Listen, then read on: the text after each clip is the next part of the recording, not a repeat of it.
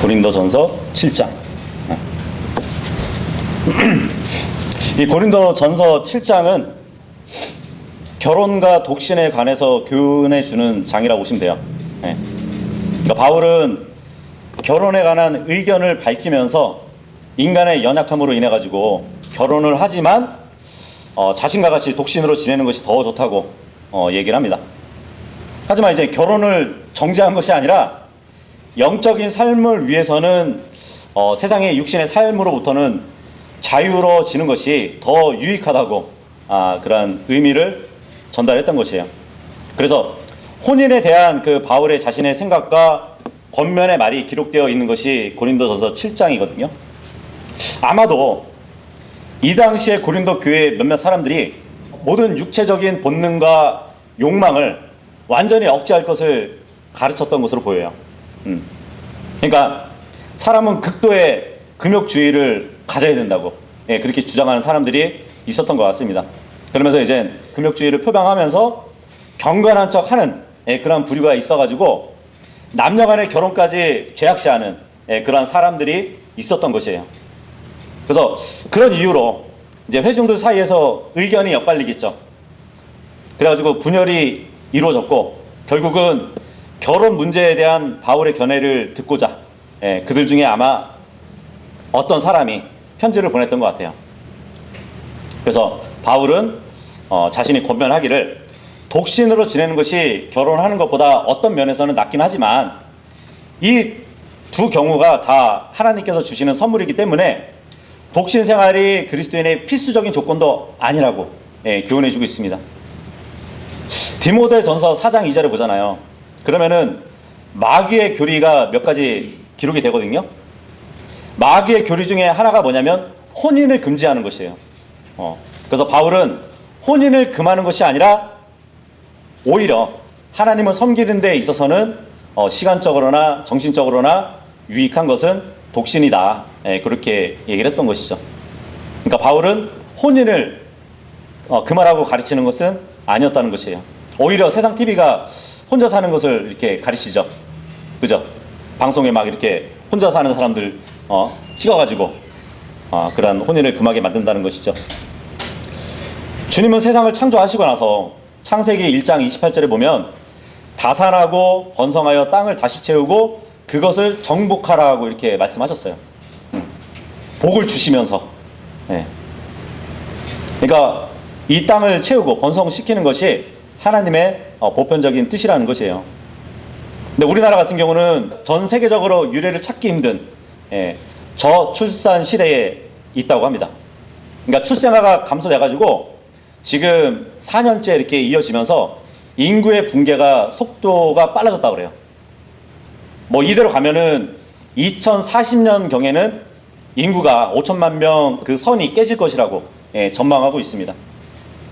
어쨌든 고린도전서 7장 전체 구성을 보면은 이제 1절에서 16절까지는 결혼에 대한 권고를 기록해 주고 있고요. 그리고 17절에서 25절은 부르심을 받은 그대로 행하라는 권면이 있고, 그리고 26절에서 38절까지는 처녀의 결혼에 대한 교훈이 기록되어 있고요. 그리고 39절, 40절은 과부의 재혼에 대한 그 교훈으로 구성되어 있는데, 오늘은 우리가 살펴볼 것은 1절에서 16절까지 보기로 할 겁니다. 다 피셨으면 1절에서 3절까지 읽겠습니다. 시작. 이제 너희가 나에게 기록한 것들에 관하여는 남자가 여자에게 손을 대지 않는 것이 좋으니라. 그럼에도 불구하고 음행을 피하기 위해서 모든 남자는 저마다 자기 자신의 아내를 두게 하고 모든 여자는 저마다 자기 자신의 남편을 두게 하라. 남편은 아내에게 마땅한 온정을 줄지니라. 그리고 마찬가지로 아내도 남편에게 이와 같이 행하라. 지금까지는 이제 사도 바울이 자신이 직접 들었던 고린도 교회의 자유를 넘어가지고 여러 가지 남용들에 대한 것을 다루어 왔었죠. 근데 이제 바울은 고린도 교회 성도들이 보내온 그 질문에 답변을 하려고 합니다. 첫 번째 질문이 뭐냐면 결혼과 독신 생활에 관한 내용이었어요. 그러니까 바울은 여기서 남자가 여자를 가까이 하지 않는 것이 좋다는 그러한 광범위한 원리를 제시하고 있거든요. 1절에 보니까 남자가 여자에게 손을 대지 않는 이것이 좋대요. 이 말은 뭐 남자가 여자의 손을 잡거나 뭐 어깨 동무를 하는 그런 행동을 얘기하는 것이 아니에요. 육체적인 성관계를 의미하는 것입니다. 근데 지금 손을 대지 않는 것이 좋다는 이 말은 바울이 결혼하지 않는 상태가 더 거룩하다고 이렇게 말하는 것은 아니에요.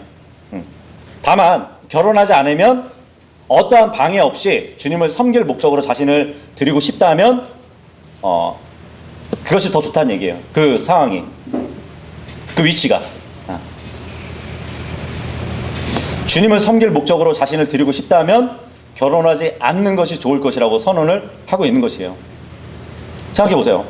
결혼을 하게 되면 가족을 부양해야 되잖아요. 그러면 일을 해야죠. 그러면 그만큼 시간을 할애해야 된단 말이죠. 그리고 양가의 관계를 또 신경을 써야 하는 그 일로 인해 가지고 하나님께 드려지는 그 시간과 노력이 줄어들 수밖에 없거든요. 하지만 바울이 얘기하는 이 독신은 혼자 이렇게 사는 데는 어떤 숱한 성적 유혹이 있다는 것도 지금 얘기해 주고 있어요. 장단점이 있다는 거예요. 그래서 남자가 여자에게 손을 대지 않는 것이 좋다는 그 내용에 덧붙여가지고 2절에 보니까 독신으로 사는 게 더 좋지만 하나님께 드려지는 그 시간이나 어떤 정신적으로 주님께 드리는 게 더 많겠지만 음행을 피하기 위해서도 모든 남자는 저마다 자기 자신의 아내를 두게 하라고 그렇게 말을 하고 있는 것이에요. 뭐 어떤 분들은 이 말씀 가지고 창세기 2장 18절을 이렇게 연결해서 말씀하시는 분이 있거든요. 창세기 2장 18절에 보면은 남자가 홀로 있게 되는 것이 좋지 않다는 그 말씀을 가지고 아담이 혼자 있어가지고 성욕이 솟으면 안 되니까 여자를 주셨다고 그렇게 말씀하시는 분들도 있어요. 지금 고린도 전서의 말씀하고 창세기 2장 18절의 말씀이 어떻게 보면 좀 상충이 되는 것처럼 보여진단 말이죠. 그죠? 그래서 상충이 되듯이 보이지만 우리가 이제 이해할 것이 뭐냐면 창세기 본문에서 이 아담, 사람이 홀로 있는 게 좋지 않다는 것은 도움이 필요하다는 그 취지에서 말씀하신 것이에요. 그래서 하나님은 내가 그를 위하여 돕는 배필을 그에게 만들어 주겠노라 이렇게 말씀하신 거란 말이에요. 그러니까 주님은 그렇게 짝지어진 주력자와 조력자가 한 몸을 이루는 것을 원하시는 분이에요. 마찬가지 지금 고린도전서 7장 2절에 보면 모든 여자는 저마다 자기 자신의 남편을 두게 하라 이렇게 말을 하고 있죠. 그렇게 보면 이제 성경은 일부 일처를 이렇게 가르치고 있어요. 자, 그러면서 3절에 보니까 남녀가 서로 마땅한 온정을 주라고 합니다. 마땅한 온정을 주래요. 이것은 요구할 권리가 있는 애정을 주라는 얘기거든요. 그러니까 결혼 생활에 있어서 남편과 아내는 서로 신뢰하는 가운데 부부 생활에 의무를 다해야 한다고 지금 말씀해 주고 있어요. 어떻게 보면 이제 바울은 이 결혼이라는 것을 음행을 피하기 위한 수단으로 제시하는 것 같지만 뭐 이것이 결혼을 권장하는 유일하고 절대적인 이유로 말씀하신 것은 아니에요.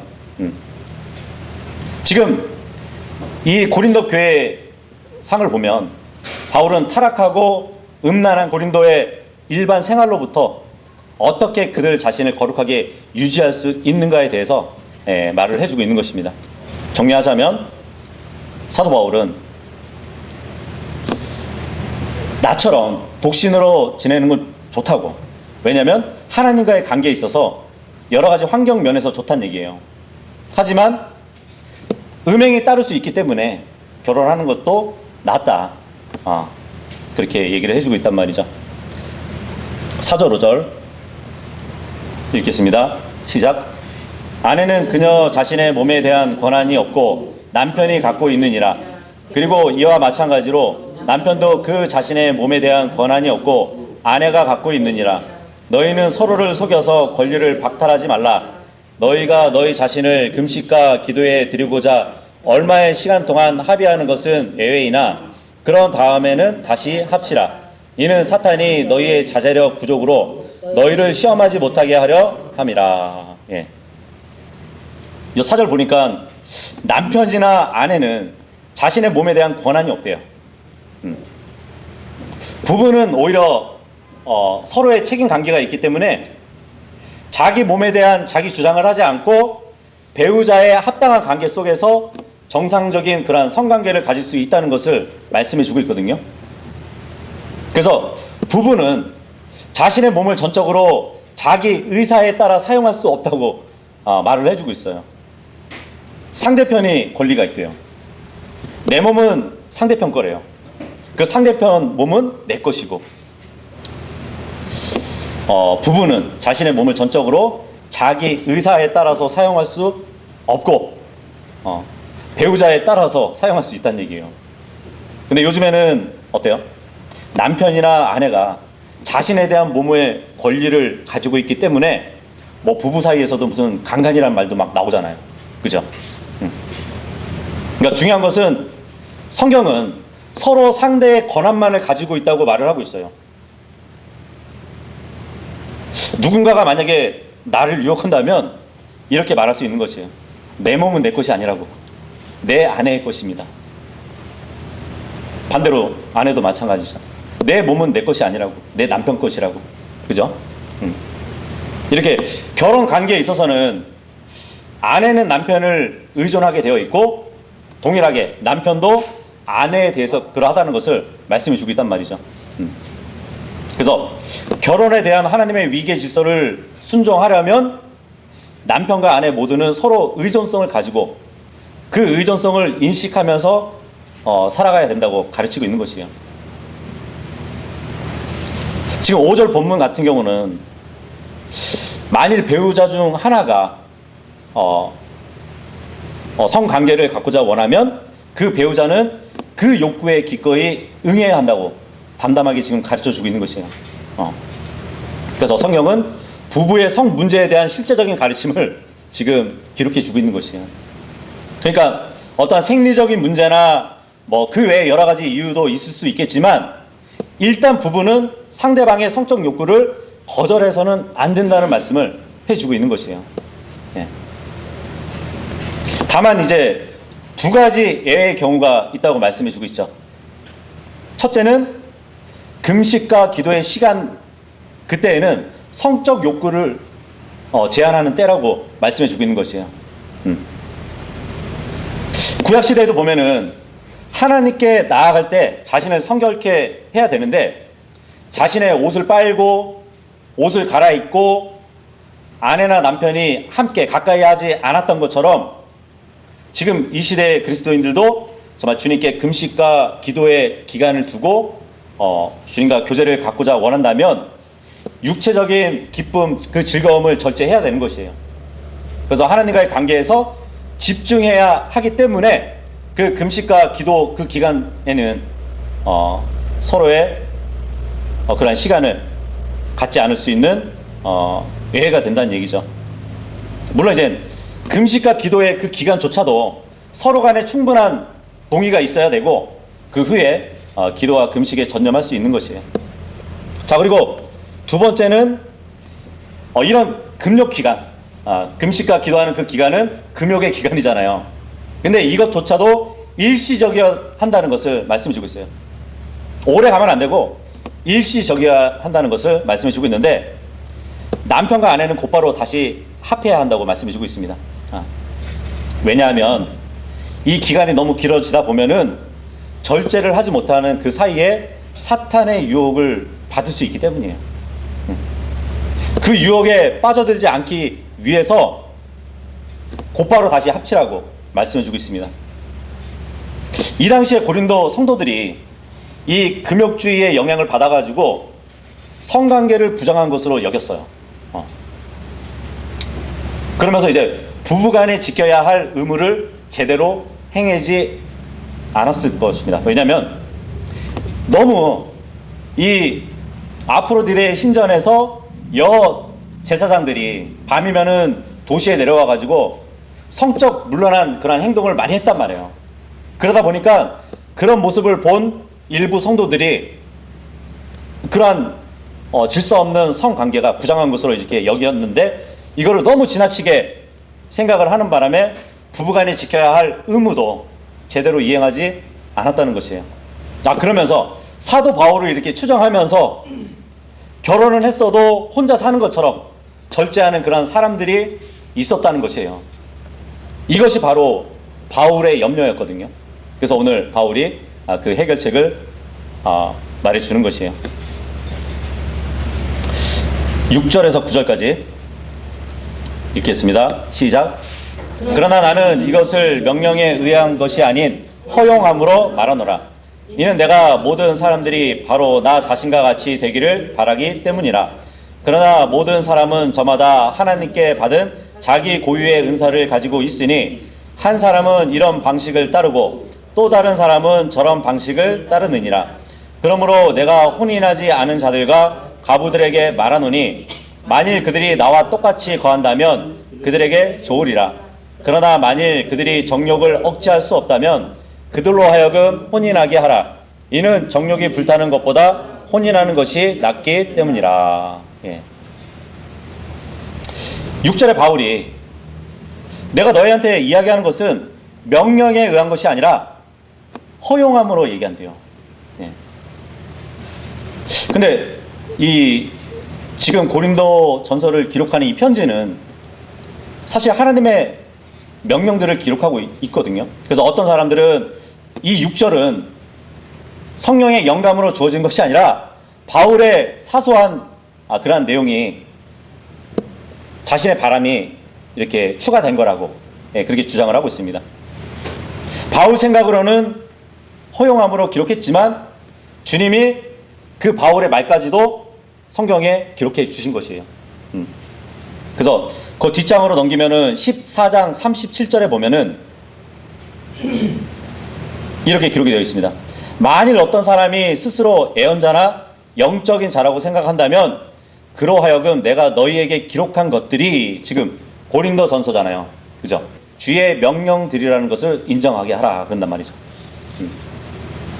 그러니까 분명히 바울은 자신이 고린도 교회에게 편지를 쓴 것은 주님의 명령으로 주어졌기 때문이라고 주장하고 있습니다. 근데 지금 본문은 명령이 아니라 허용이라고 이렇게 얘기하죠.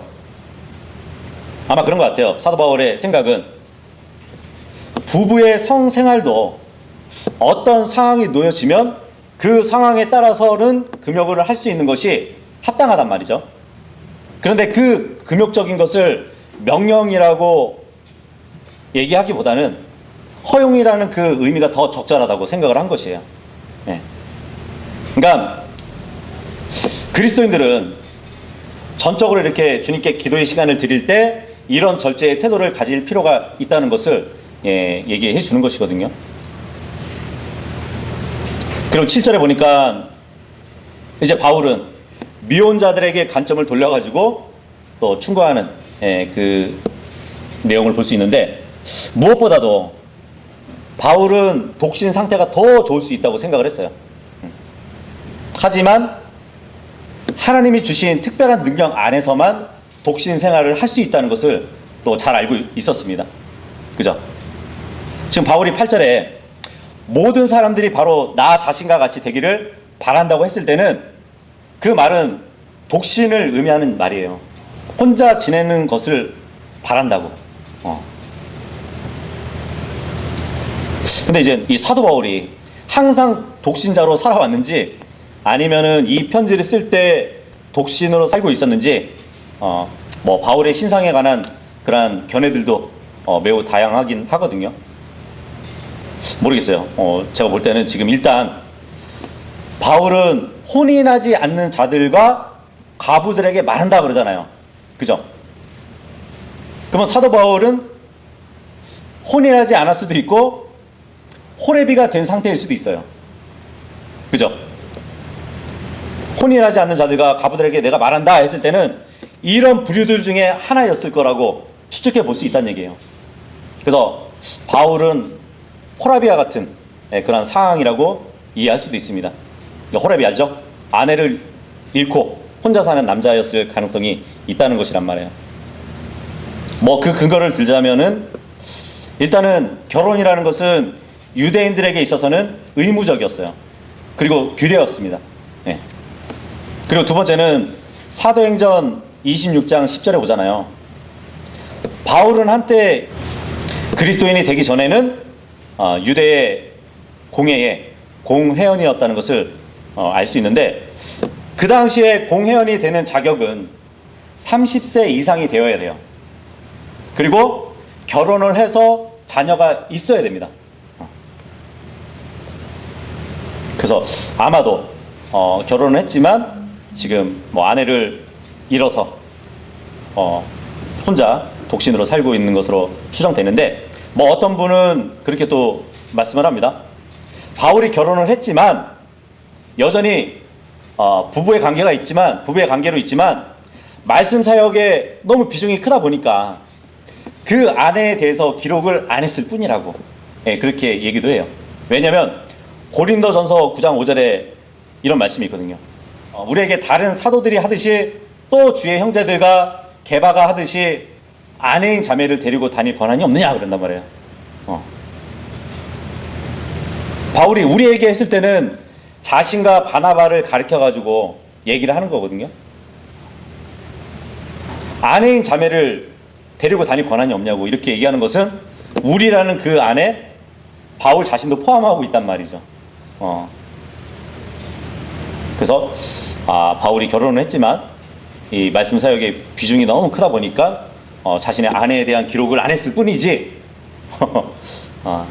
호레비는 아니다. 네, 그렇게 주장하시는 분들도 있다는 얘기예요.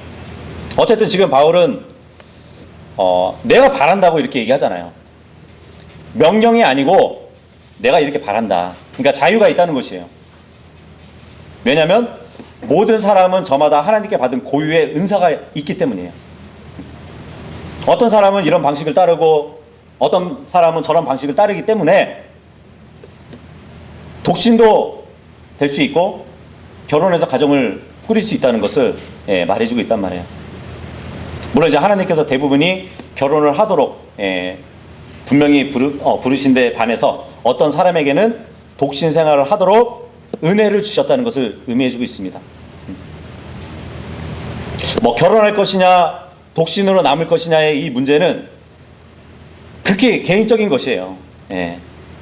어떤 일반적인 규칙을 모두에게 적용할 수는 없는 것입니다. 그러니까 바울은 미혼자들과 과부들에게 자신처럼 그냥 사는 것이 좋을 수 있다고 허용을 하고 있는 것이에요. 하지만 만일 그들이 미혼자로서의 정욕이 막 불타올라가지고 절제할 능력이 없다면 결혼하는 것이 낫다고 얘기를 하고 있어요. 왜냐하면 불타는 정욕이 있다면 범죄할 위험이 크잖아요. 그죠? 절제할 수 있는 능력이 없다면 결혼을 하고, 스스로 절제할 수 있는 능력이 있다면 그 은사는 주님께 받았다고 그렇게 볼 수 있는 것이에요. 10절 11절 읽겠습니다. 시작. 그리고 기혼자들에게도 내가 명령하노라. 하지만 내가 아니라 주께서 명령하시는 것이니 아내는 자신의 남편을 떠나지 말지니라. 그러나 이후에 만일 그녀가 떠난다면 그녀는 혼인하지 않은 채 남아있거나 자신의 남편과 화해할지니라. 또한 남편도 자신의 아내를 내쫓지 말지니라. 여기 두 구절은 이제 배우자 모두가 신앙을 가진 부부에게 주어진 명령이라고 보시면 돼요. 자, 근데 여기서 명령하는 자는 내가 아니라 주께서 명령하신 것이라고 얘기를 하죠. 여기서 사도 바울이 이렇게 얘기한 것은 주님께서 지상에 계셨을 때 이미 가르쳐 준 내용이었다는 것을 말해주고 있는 것이에요. 왜냐하면 주님도 이 주제에 관해서 분명하게 명령을 주셨기 때문에, 예를 들면 이제 주님은 배우자의 음행 사건 외에는 이혼하는 것을 금지하셨거든요. 그래서 마태복음 5장 32절에 보면 그러나 나는 너에게 말하노니 음행한 까닭이 아닌데도 자기 아내를 버리려고 하는 자는 누구든지 그녀가 간음하도록 초래하는 것이라.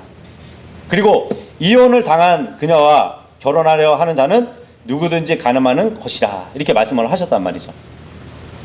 그래서 이 가르침이 주님의 가르침이기 때문에 바울은 내가 아니라 주님이 명령하신 것을 내가 또 얘기한다고 그렇게 말하는 것이에요. 지금 11절에 보니까 바울은 아내가 그 남편을 떠나는 것이 꼭 필요한 어떤 극단적인 경우들이 있다는 것을 인식하면서 말을 하는 것이거든요. 믿는 부부가 이혼을 했어요. 아내가 떠나버렸어요. 그러면 그 아내는 재혼하지 말고 혼자 살든지 아니면 남편과 다시 화해를 하라는 것이에요. 남편 쪽에서도 마찬가지죠. 남편 또한 아내와 이혼해서는 안 된다고 말을 해주고 있습니다. 뭐 일정 기간 동안에는 별거를 할 수 있는데 그 일로 결혼 관계를 깨트리기보다는 둘 사이에 차이점을 치료하도록 주님께 기회를 드리는 것이 될 수 있는데 각자가 주님과의 교제를 회복하고 서로 간의 관계도 회복하는 그러한 기회를 또 가질 수 있는 것이죠. 그리고 어쨌든 화해하라는 것이에요. 12절에서 14절이요. 시작. 그러나 나머지 사람들에게는 주께서 말씀하시는 것이 아니라 내가 말하노라. 만일 어떤 형제에게 믿지 아니하는 한 아내가 있고 그녀가 그와 함께 거하기를 기뻐한다면 그는 그녀를 버리지 말지니라. 그리고 믿지 않는 한 남편이 있는 여자도 만일 그가 그녀와 거하기를 기뻐한다면 그녀는 그를 떠나지 말지니라. 이는 믿지 않는 남편이 아내를 통하여 성결하게 구별되고 믿지 않는 아내가 남편을 통하여 성결하게 구별되기 때문이라. 그렇지 않으면 너희 자녀들도 불결하였으리라. 그러나 이제는 그들이 거룩하니라. 여기 12절부터 이제 24절까지는 부부 중에 한쪽만 주님을 믿는 사람들의 결혼 생활을 다루고 있어요. 여기 12절에 보니까 주께서 말씀하시는 것이 아니라 내가 말하는 것이라고 또 이제 얘기하고 있죠. 그러니까 지금 사도 바울이 내가 권면하는 것은 뭐 성령님의 영감으로 주신 것이 아니라 이것을 강조하는 것이 아니에요. 그러니까 바울이 말하고자 하는 것은 예수님께서 이 세상에 계시는 동안에 이런 가르침을 하지 않았다는 것을 얘기해 주는 것이에요. 사실 예수님이 계셨던 그때의 사복음서에는 뭐 이런 유사한 교훈이 없잖아요. 그래서 사도 바울이 내가 얘기하는 것이다. 그렇게 말을 하고 있습니다. 주님은 그 부부 중에서 반쪽만 믿는 자의 가정을 들어서 가르친 적이 없어요. 하지만 이제 바울을 통해서 교훈을 해주고 계시는 거예요. 그러니까 사도 바울이 여기에서 전하는 그 말씀은 성령님의 영감을 받아서 기록해서 가르쳐주고 있는 것입니다. 여기서 남은 사람들이 있죠. 떠나가고 남은 사람들, 믿지 않는 배우자를 두고 있는 사람들을 말해주고 있는 것이에요. 근데 이 구절을 봐도 결코 불신자와의 결혼을 지지해 주지는 않아요. 왜냐하면 고린도후서 6장 14절에 보면은 그런 말씀이 있잖아요. 너희는 믿지 않는 자들과 더불어 공평하지 않게 멍에를 같이 매지 말라 그러거든요. 그러므로 의가 불의와 함께 무슨 교제가 있겠느냐? 그리고 빛이 어둠과 함께 무슨 교감이 있겠느냐 그러거든요. 내가 믿는 사람인데 믿지 않는 자하고 결혼하고자 한다면 굉장히 신중하게 생각해 볼 문제예요. 왜냐하면 지금 공평하지 않는 멍에를 두 소가 맺다고 생각해 보세요. 같은 방향으로 갈 수 있을까요? 서로 다른 방향으로 가게 되면은 밭이 똑바로 가려지지 않겠죠. 그죠? 그러니까 결혼 생활 중에 반쪽의 배우자가 구원받지 않은 사람이라면 결코 평탄한 부부 생활을 할 수 없거든요. 근데 지금 여기서는 뭐 서로 믿지 않았는데 중간에 한 명이 믿게 된 것이에요. 주님을. 그럼 둘 중에 하나는 아직 믿지 않고 있는 상황이란 말이에요. 그래서 만일 어떤 형제에게 믿지 않는 아내가 있어서 남편과 함께 살기를 좋아한다면 그녀를 버리지 말아야 된대요. 근데 사실 둘 중에 믿지 않는 자하고 이렇게 사는 것은 하나님도 원치 않은 일이세요. 그걸 우리가 적절하게 이해하기 위해서는 구약 성경에서 이스라엘 민족에게 명령하신 그 하나님의 의도를 우리가 상기해 볼 필요가 있거든요. 에스라 10장 2절하고 3절 보시면 당시에 이제 유대인은 이방 여인과 결혼해서는 안 됐어요. 예. 이것은 율법에서 금하고 있기 때문입니다. 그래서 에스라 10장 2절하고 3절 보잖아요. 거기에 무슨 말씀이 있냐면, 그리고 엘람의 자손들 중 하나인 여히엘의 아들 세키니아가 반응하여 에스라에게 이같이 말하였더라. 저희가 우리 하나님을 대적하여 범법하였고 그 지역의 백성에게서 타국 아내들을 취하였나이다. 그럼에도 이제 이 점에 관하여 이스라엘의 소망이 있나이다. 그러므로 이제 나의 주의 조언과 우리 하나님의 명령에 떠는 자들의 조언에 따라 저희가 우리 하나님과 언약을 맺어 모든 아내들을 내보내고 그들에게서 태어난 자들까지도 내보내는 것을 허락하소서. 그리하여 그것이 율법에 따라 이루어지게 하소서. 이게 무슨 말씀이냐면, 이스라엘 백성들이 이방 땅에 포로로 잡혀갔잖아요. 근데 거기서 생활하면서 이방 여인들과 결혼을 했던 것이에요. 근데 이제 포로에서 귀환됐죠. 그러면은 이방 여인들, 결혼한 여인들을 데리고 와야 되잖아요. 근데 율법을 다시 지켜야 될 의무를 생각하다 보니까 이방 여인들과 결혼한 자체가 죄란 말이에요. 그러니까 자기 아내와 이방 아내와 아이들까지 보내버리는 그러한 상황에 놓여져 있다는 것이에요. 그래서 에스라와 더불어서 바벨론 포로에서 귀환한 이 세카니아라는 이 사람이 분명히 율법을 어기고 이방 여인들과 맺어진 그 혼인은 단순하게 잘못된 것이 아니라 사실상 무효라고 이렇게 여기는 장면이에요. 유대인이 이방 여인과 결혼해가지고 아이를 낳으면 그 산모와 아이 모두가 죽음을 면치 못해요. 그래서 이 세카니아라는 이 사람이 아이들과 그의 모친을 함께 내보내는 것이 최선이라고 이렇게 생각하면서 하나님께 허락을 구하는 기록이거든요. 그리스도인에게 있어서도 마찬가지죠. 불신자 배우자가 그리스도인 배우자를 핍박해가지고 도저히 함께 살 정도가 못 된다고 이렇게 생각된다면 지금 세카니아의 그 생각과 일치될 수도 있을 것이에요. 그런데 믿지 않는 그 배우자가 뭐 종교는 자유니까 그러면서 그 결혼한 당사자가 막 정직하고 또 성실하고 그래가지고 함께 살고자 원한다면 그 불신자 배우자를 버리면 안 된대요. 반대로 그 그리스도인 아내도 떠나지 말라고 말을 해주고 있는 것입니다. 근데 또 이와 같은 내용이 느헤미야 13장 3절에서 25절까지에도 잘 나타나 있거든요. 느헤미야 13장 23절에서 25절까지의 말씀을 보면 이런 기록이 있어요. 그 당시에 또한 내가 아슈도 출신과 암몬 출신과 모압 출신의 아내들과 혼인한 유대인들을 보았노라. 또 이방 여인들과 결혼한 유대인들을 말하고 있죠.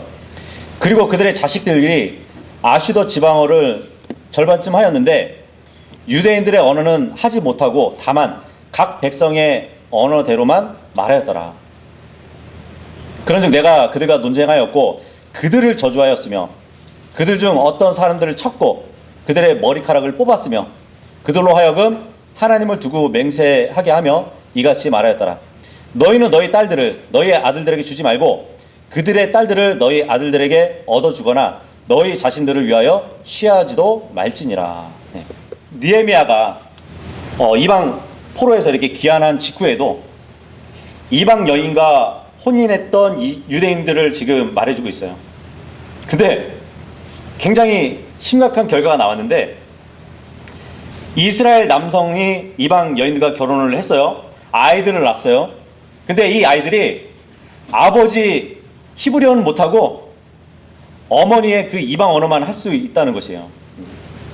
보통 이제 언어라는 것은 한 민족을 공통적인 유대 관계로 이렇게 맺어주는 기본적인 요소란 말이죠. 그죠? 한 민족은 한 언어만 쓰잖아요. 공통 언어를 쓴단 말이에요. 근데 히브리어 같은 경우는 종교 언어였잖아요. 이스라엘 백성에게 있어서 민족 언어란 말이에요. 근데 아이들이 히브리어를 할 줄 모른다면은 이 아이들로 인해 가지고 민족 언어를 상실할 수 있단 말이에요. 그 언어를 상실한다는 것은 곧 하나님의 말씀도 상실하는 것과 같거든요. 성경이 히브리어로 기록되어 있기 때문에. 그래서 결국은 느헤미야가 그 혼인으로 인해서 하나님과의 언약을 깨트린 그 자들에게 하나님의 진노가 임할 것이라고 선포하고 있는 장면이에요. 근데 우리 회사에도 그 몽골 친구들이 많거든요. 몽골 부부가 있는데 여기서 이제 애를 낳고 초등학교 이렇게 보내고 있어요. 근데 아이가 몽골어보다 한국어를 더 잘해요. 어머니, 부모하고 같이 사는데도 불구하고 이제 학교를 다니면서 한국어는 더 유창하게 하고 그런다고 합니다. 만약에 믿지 않는 남편이나 믿지 않는 아내로 인해 가지고 도저히 하나님과의 관계를 망치면 그만큼 괴로운 일은 없을 거예요. 그죠? 구약의 애를 들기는 했지만 그 명령은 더 이상 은혜 아래에 하나님의 자녀들에게 적용되지는 않아요. 만일 어떤 성도가 불신자 아내를 두고 있다면 그 아내를 떠나서는 안 된다고 가르치고 있습니다. 물론 이제 이 말이 믿지 않는 자하고 결혼 생활을 한다는 것이 정당하다는 의미는 아니에요. 하지만 결혼 생활 중에 내가 구원받았다면 비록 아내가 믿지 않는다 할지라도 떠나서는 안 된다고 말씀을 해주고 있다는 얘기죠. 이렇게 불신자 남편을 가진 믿는 아내가 만일 그 남편과 계속 살고자 한다면 이혼하지 말고 살아야 된다는 것이에요. 어쩌면 그 아내된 자매에 의해서 그 경건한 삶의 간증으로 인해 가지고 불신자 남편이 구원을 받을 수 있기 때문이에요. 그죠? 그래서 14절에 보니까 믿지 않는 남편이 아내를 통하여 성결하게 구별되고 믿지 않는 아내가 남편을 통하여 성결하게 구별된다고 말을 해주고 있는 것이에요. 불신자 가정에 믿음의 성도가 하나 있다는 그 사실은 그 식구에게 성결케 하는 영향력을 미칠 수 있다는 것을 말씀해 주고 있는 것이에요.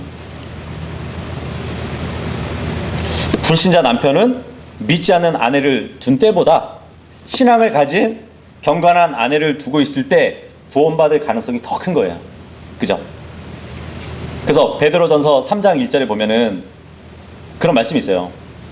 마찬가지로 너희 아내들아, 구원받은 아내들을 얘기하는 것이에요. 너희 자신의 남편들에게 복종하라. 만일 누군가 말씀에 순종하지 아니한다 해도, 남편이 말씀에 순종하지 않아요. 그럼에도 불구하고 그 남편에게 복종하래요. 아내들의 생활 방식을 통하여 말없이 그들 또한 쟁취하도록 하려는 것이니 그들이 두려움과 결부된 너희의 순결한 생활 방식을 보는 동안 그리 되리라. 이 말씀을 하고 있단 말이죠.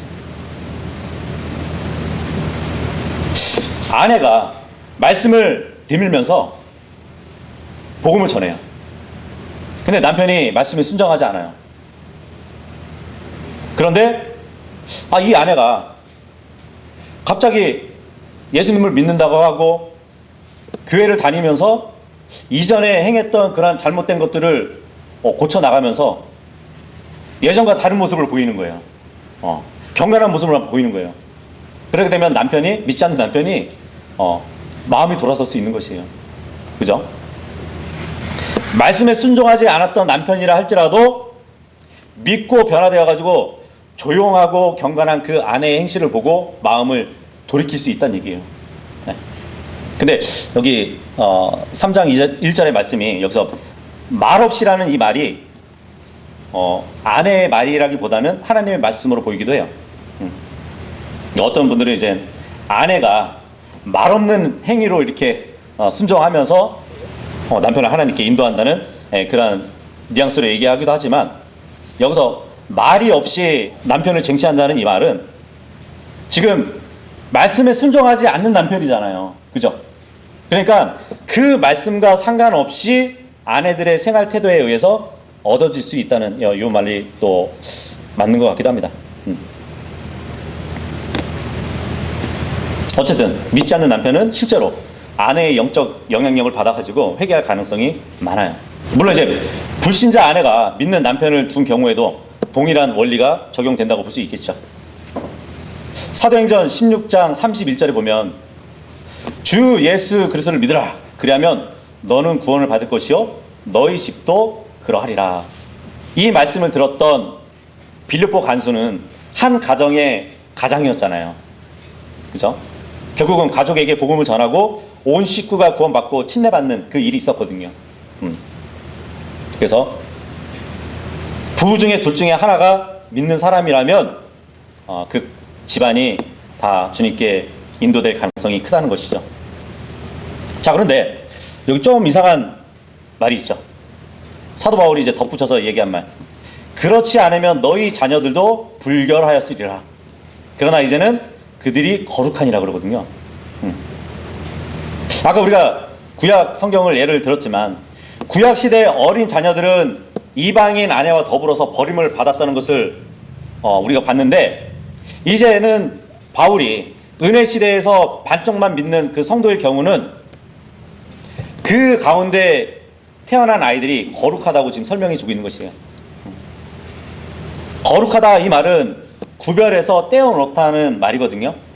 그러니까 이 말이 뭐냐면, 그러니까 자녀들이 스스로 성결하게 됐다는 말이 아니라, 아니면 뭐 자녀들이 필수적으로 깨끗하고 성결된 삶을 살았다는 것이 아니라 특권을 누리고 있다는 것을 얘기해 주고 있는 것이에요.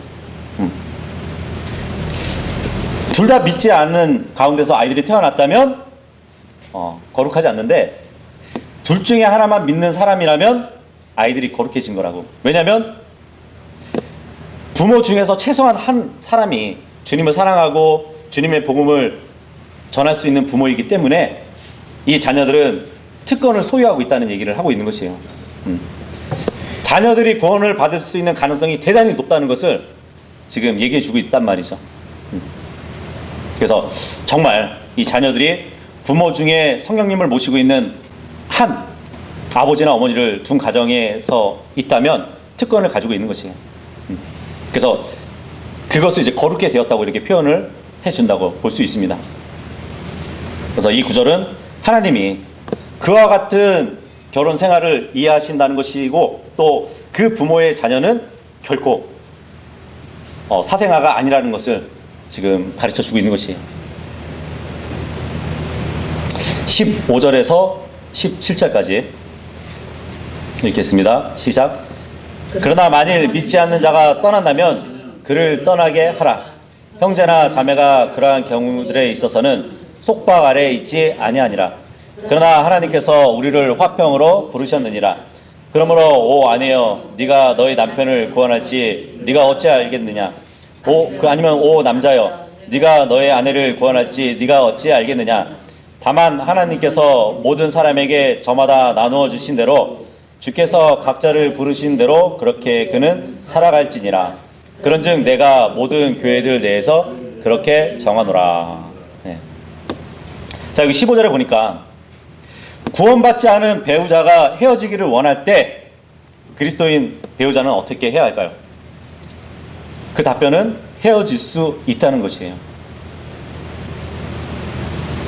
그래서 이 말씀 가지고 이제 성도들은 합의하에서 이혼을 하는 것보다, 아니면 내가 이혼하자고 해서 이혼을 하는 것보다는 차라리 이혼을 당하라는 얘기가 이 구절 때문에 나온 것이에요.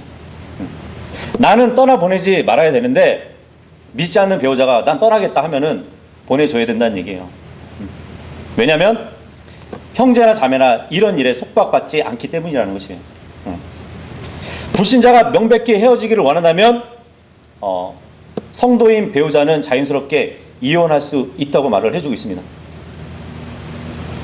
14절 같은 경우는 정말 이상적인 상황이라고 볼 수 있겠죠. 믿는 배우자가 불신자 배우자하고 함께 사는 것, 그죠? 그러면서 가정의 구원의 기회를 줄 수 있는 그러한 기회가 있을 거란 말이죠. 그리고 16절 같은 경우도 보면은 함께 동거하면서 성도가 믿지 않는 배우자를 주님께 인도할 수 있다고 이렇게 제시를 한단 말이에요.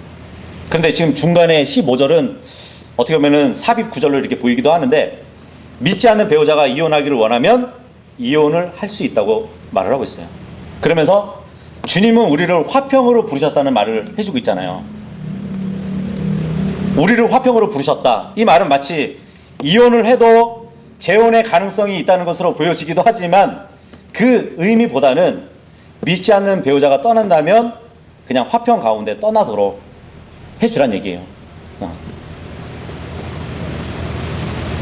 믿는 아내도 믿지 않는 남편이 헤어지기를 원할 때 어떤 감정적인 막 폭발을 막 드러낼 필요가 없다는 얘기예요. 뭐 헤어지기를 위해서 법적 조치를 막 취할 필요도 없이 평화롭게 보내주란 얘기예요.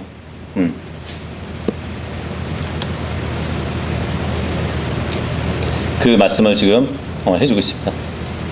어쨌든 오늘 이제 요 구절까지 봤는데, 언제 시간이 흐를지 모르지만 구원의 소망은 믿지 않는 배우자가 집을 떠나는 것이기라기보다는 지속적인 부부의 관계를, 연합 상태를 유지하는 것이에요. 그렇지 않다면 믿는 배우자를 떠난 사람들은 어떻게 되겠어요? 바로 다른 사람과 또 새 관계를 맺을 것이에요. 그죠? 결혼 관계는 깨어질 수밖에 없다는 것이죠. 요즘 뭐 다 이혼하면은 다른 사람과 곧바로 이렇게 재혼하기 때문에 자동적으로 처음에 결혼 관계는 파기되게 되어 있다고 보시면 됩니다. 그러니까 믿는 사람들이 버림을 받게 되는 것이에요. 그죠? 남는 거니까. 그래서 버림을 당한 성도의 편에서 결혼하지 않고 계속 남아야 한다는 그런 주장도 있는데, 그렇게 되면 또 대부분의 경우 감당하기 어려운 큰 짐이 또 될 뿐이거든요.